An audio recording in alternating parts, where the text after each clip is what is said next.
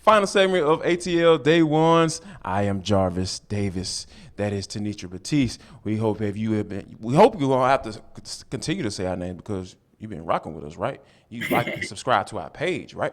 We know you've done that. And Yes. if you continue to rock with us and you really like family to us, you go ahead and download on all audio platforms, wherever you get your podcast. You can find us, Locked On Sports Atlanta. And if you're searching around on YouTube, just type in Locked On Sports Atlanta. Yeah. It's free. And wherever Free, you free. get it, you can go and watch us and check us out. We got a big old lineup for you, A to Z with Mark Zeno, Hitting Hard with John Chuckery, and of course, us, bringing up the rear and closing it down and doing our thing is ATL Day Ones. And we do our thing here on For the Culture, where we kind of intersect entertainment, sports, life, all that stuff. Everything that we have to deal with on a daily basis. And we bring it to you right here. The topic of the day, though, Yes. we have to talk about it because, there's a little small town about hour 15 away from the metro Atlanta area. I know that covers a lot nowadays. I have a problem with it, but we ain't gonna get into that. That'll be a longer discussion. Athens, Georgia, the Georgia Bulldogs. They represented last night. Five Yes. players, Yes. not on the entire team, but on their defense, went Yes. in the first round. And for those who don't know who may have missed it last night, I'm gonna run them off for you. You got Lewis Seen Yes. for the Vikings at the end of the first round. You got Trayvon Walker, who started it off. So you had Trayvon Walker start off the draft for Georgia Bulldog, and then you had Lewis Seen in the first round with the Minnesota Vikings. So the Jaguars, Trayvon Walker, the Jaguars, Jordan Davis for the Eagles. They actually traded up to go get him, so Yes. they Yes. really they knew exactly what they wanted to do. And then my boy Towers High product. Glenwood representative Devontae Wyatt. It was picked by the Packers and Quay Walker. Yes. So the Packers double dipped. Oh, They yeah. so they liked what they saw in Eric Stokes when they Eric drafted Stokes, him, right, exactly. They said, hey, and let's just they go were down like, you there know and have, what, we're yes, going right back down to the it country to worked go for get us some us. more players to bring up Yes. into the upper country in Green Bay. So man, like.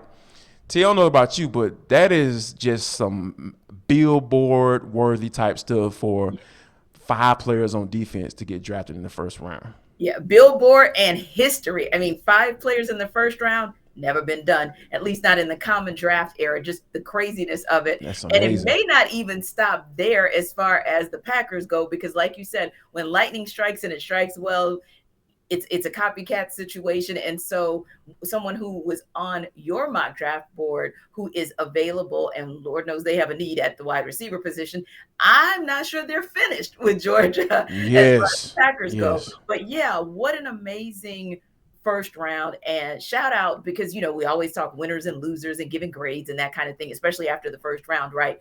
But the Mm-hmm. real winner is Kirby Smart. The real winner is the Georgia Man, Bulldogs come program, because on. when you do things like that, not that he wasn't already winning the Yeah, he recruiting already winning recruiting. Yes. Yeah. exactly, already has an amazing class. But when you do things like this, Jarvis, it's for the class 2 or 3 years down the road. The person who is a 5-star recruit, the player who's a 5-star recruit, who maybe is still sitting there and trying to decide where he is going to go.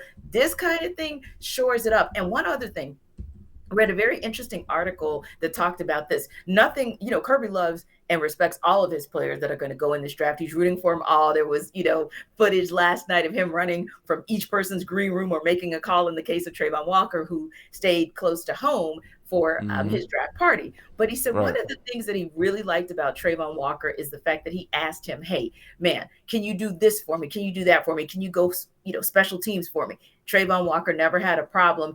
And he said it's exciting for him because this is a player who stayed in school for quite a while and moved himself into contention by A, his versatility, and B, his willingness to just get down dirty and make it happen for himself. So I say Kirby Smart in that program really, really won.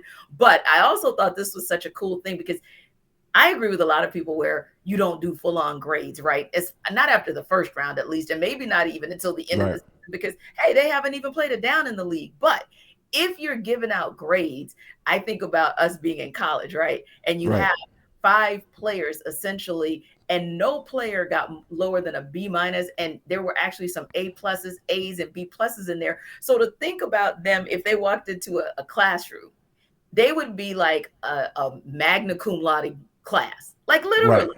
That's Yes. how daggone good they are. They will be graduating with honors. So I just kind of likened it to that. And man, Jarvis, you and I, we are individuals who've covered Georgia at points in our careers of covering Atlanta-based sports, and just it's just amazing. It's just tremendous to see what happened last night. But low key, the scary part is we're not even done. Some people even say that their best player, Nakobe Dean, is still actually available.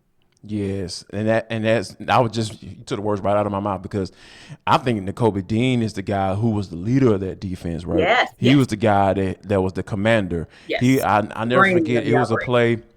it was a play I believe it was in the national championship Yes. when it was a receiver coming across the middle and Channing Mhm. Tindall kind of left them alone and then get on him and then I think the quarterback threw the ball to him and he kind of fumbled around and I think he ended up dropping it, right? And like immediately after the play, and Kobe Dean came over there and he was like, "Hey man, you can see he was just pointing like, this is what you got to do. This is Yes. like coaching them up like right Mhm. there." And Yes. that the game of that magnitude right there, Yeah. he was just like still being a teacher, being a Mhm. leader, and saying, "Hey man, this is exactly what you need to do, so Yes. this won't happen again because we Mhm. can't have this happen again." So and I just love and appreciate those type of things because I believe that obviously Nicole Dean, failed because of, the size. He's only 5'11" and a quarter, but, Mhm. he has a good weight on him. He carries it well. He's at Mhm. 229, almost 230. Yes. Kind of reminds me of a Jonathan Vilma type guy. So Mhm. I Mhm. believe that there's something there. Yeah. If whoever decides to draft him, I think they're going to get a lot of good value. And like we said, I mocked George Pickens to the Falcons in the second round. Mhm. I don't think they're going to pick him, Right. Right. but Right. I know there's a team that is going to take a chance on him because there's We no doubt in my mind that he's a first round talent. Yeah, Steelers.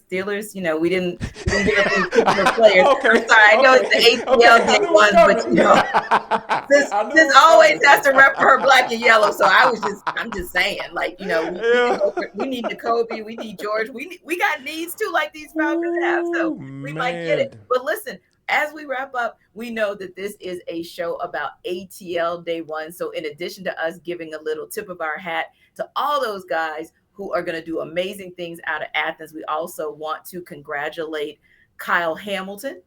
Yes. It's going to be doing some exciting things on a Sunday as well. And also, we have our eye on, as Jarvis mentioned, friend to the show, Malik Willis. That's our guy. We still got our eye on him, and we cannot wait to celebrate with him and his dad, Mark Twain, with what we know is going to happen. Somebody's going to get a steal today in getting Malik Willis. So when we come back on Monday, we hope we're talking about these guys. We hope we're talking about Malik Willis and George Pickens and Nakobe Dean. We want to talk to you guys about what the Falcons are going to do in those later rounds as well, and really, really break this thing down and decompress. And hopefully, Falcons Nation, you'll be a little bit happier with what they do in Flowery Branch today and tomorrow. So listen, be safe in them Atlanta streets. I think it's going to be an absolutely beautiful weekend. And you know what? Like Jarvis said, since you're going to be out in them streets, you might as well go to any podcast platform that you can take advantage of, not just for us, but for everybody in the Sports Atlanta Locked On Network. Thanks for dropping by. We'll see you on Monday. Peace.